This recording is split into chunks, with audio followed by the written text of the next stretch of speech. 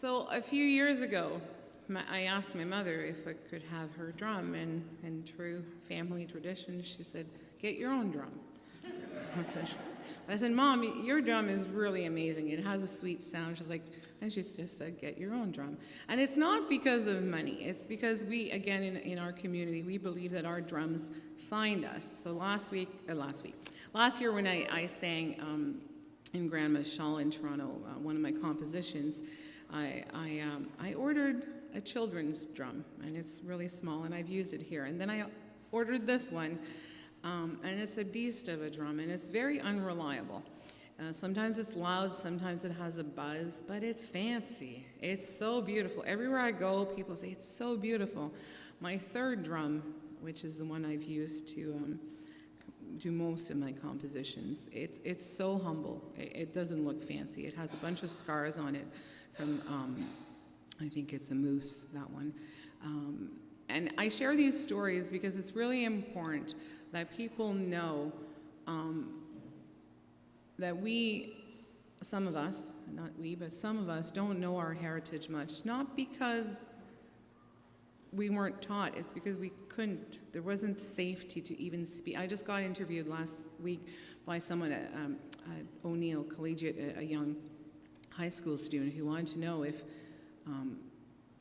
how my high school teachers taught music and spoke about Indigenous stuff. And I can only speak for myself.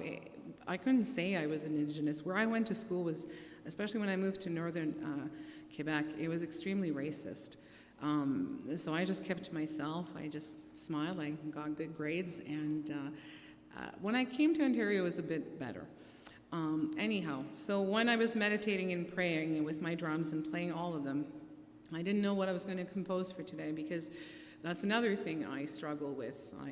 I believe I'm Christian, but I also always wonder what would have happened if, our land was not colonized. What would I believe in? And I'm not sure, because I am who I am.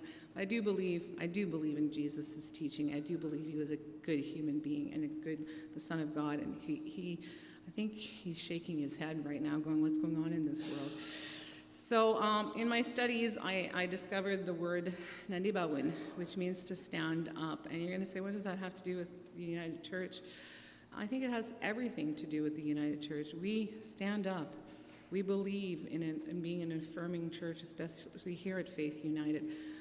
I also joined the United Church in my 20s because it was the first church to give apologies to the Indigenous people, and that meant a lot to me. And my people. So I wrote this song. It's a very simple song, and I hope it resonates with you.